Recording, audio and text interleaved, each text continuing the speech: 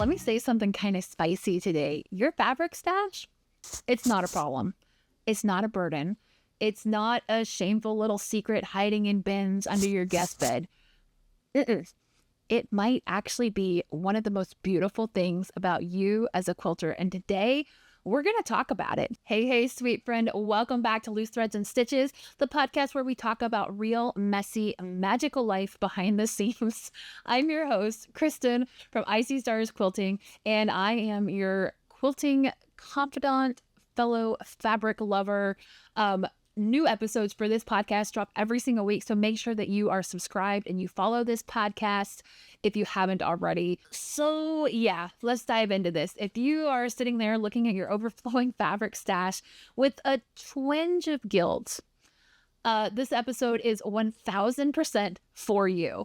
And if you're one of those people who doesn't feel an ounce of guilt over your fabric stash and your collection that you've amassed, you're going to love this episode too, because it's just going to reinforce all of the good things in your head. Okay. So, yeah, we quilters, we love fabric, whether you are a super thrifty, fabric sourcer, or you love shopping all of the newest, greatest, brand new fabric lines for all the designers. Okay. So let's start this off with a little confession. I used to think that my fabric stash was a problem. Not because it wasn't beautiful, not because I didn't love every single fat quarter like it was hand delivered from heaven, right? But because somewhere along the line, I picked up this idea that real quilters use what they have and are good stewards of the fabric that they have in their stash, right? So a clean shelf could be more virtuous than a full one. Again, I'm going to pause here and say fabric collecting and like fabric quilting are two different hobbies. Okay. So, in terms of like quilting and using the stash that I have, I felt that if I had too much, it meant that I had a discipline problem. Now, if that sounds familiar, yeah.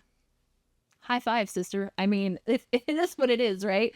So, here's what finally snapped me out of it. You know, one day I was reorganizing my bins again, and I found a print that I had totally forgotten about. It was this soft floral with buttery yellows and inky blues. I believe it was an art gallery fabric. So like if you've touched art gallery fabric, you know, it's just so soft, and just touching it made me like exhale. Like my shoulders dropped 2 inches. I'm not even over like exaggerating here. I thought, why am I making myself feel so bad about something that brings me this much joy?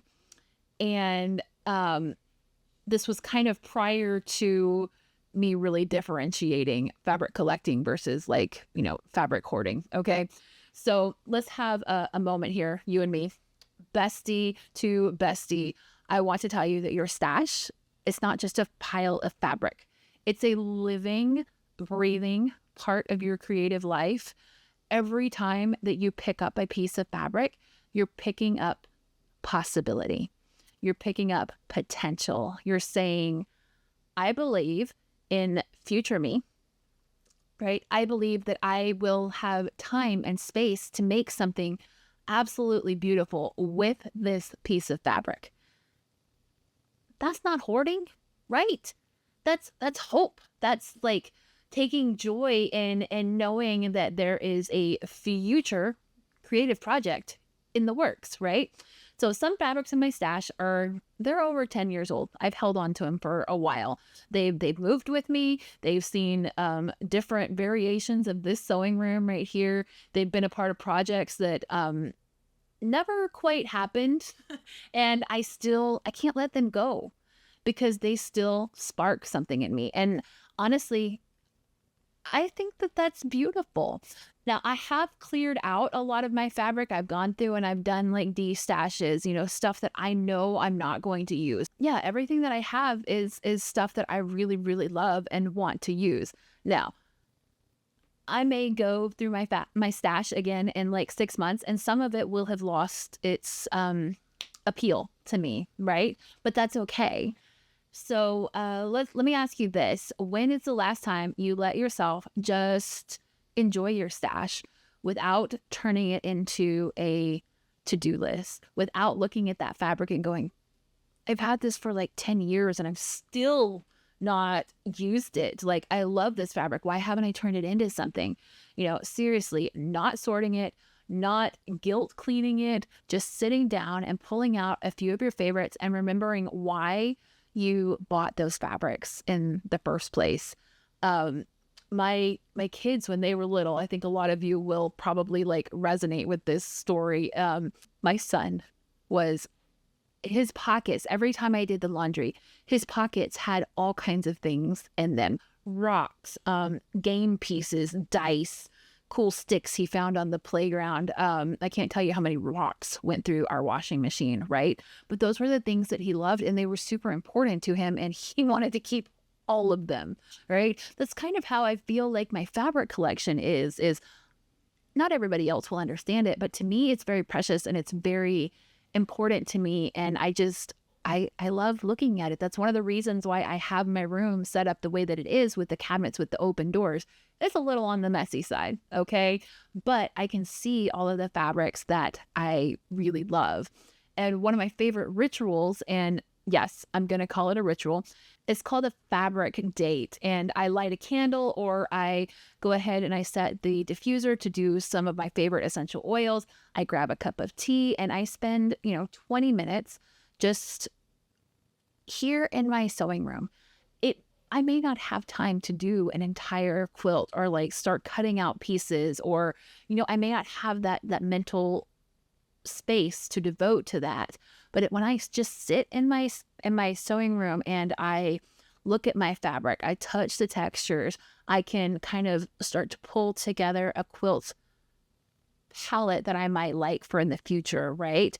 And I start to dream up imaginary projects that I may never even start. But you know what? Guess what? It fills me up in the best possible way, because sometimes the creative spark doesn't come from sewing. It comes from reconnecting with the materials and the possibility of what could be, right?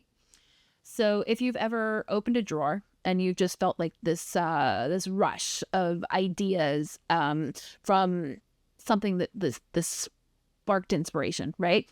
If you've ever like been in the fabric store and hugged a bolt of fabric like it was the answer to every creative rut you've ever been in, you're not a hoarder. You actually probably would be one of my best friends, but you're an artist, you're a collector, and you are a creator. And you're a curator of color and story and texture. And now I'm not saying that we never make anything with our stash and we just hold on to it to look at like a museum. But what if we started looking at our stashes with compassion and not any form of guilt whatsoever? What if we looked at our stashes as a garden that we're tending, right? I'm not really much of a gardener, but I get the idea, right? It's not a mess to be tamed necessarily. It is progress is going to come when it's going to come, right? You can't rush all of that when you're working with a garden. You don't have to earn the fabric that you have in your stash. And if nobody's told you lately, that rainbow wall of batiks or that bin full of Christmas prints that you have, it's not a monument to excess. It's a love letter to your future creativity. So here's a fun little challenge. Let's do this together. Sometime this week, I want you to pick one piece of fabric from your stash that makes you feel something. It could be joy. It could be nostalgia. It could be peace. It doesn't matter. Just pick it. And then no pressure on this, okay? Because I don't want to add like pressure to your schedule and all of this, but I want you to start something small. It could be a mug rug. It could be a zipper pouch. It could just even be like a test block or you could be pulling together a palette for a future quilt that you have in mind. Not because you have to use your stash, but because you get to use your stash. You get to use the things that you really love to create quilts that you really, really love as well. If this message is hitting home for you today and you want a space where your stash loving heart is celebrated, I want to invite you to come hang out in the Stitch Sister Inner Circle with me. We are a cozy crew of quilters who get it, and there's zero shame in our fabric game. You'll find inspiration, support, and yes, plenty of chat about our latest fabric finds. You can find the link in the show notes down below. So here is your permission slip, my friend. Love your stash. Pet it, play with it, organize it if that soothes your soul, or just let it stay messy, alive, and real if that's how you like to roll. You don't need to justify your fabric collection to anyone, not even to yourself, okay? Because it's not just fabric. I believe that it's possibility, it's potential, it's joy, and it's you. And hey, if anybody ever gives you the side eye about your fabric stash, you can just smile sweetly and you can say, it's not hoarding. I'm curating. I'm collecting. And then go on your merry way and just make something magical that'll just knock their socks off. Like they would have never seen that possibility come out of your room of all of your fabric, right? Show them who's boss.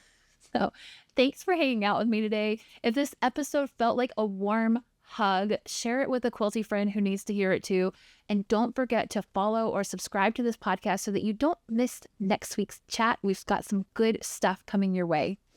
Until then, take a deep breath. Go pet your fabric, and I'll see you next week. I'm Christen with ICStarsQuilting.com. Have a great week. Bye.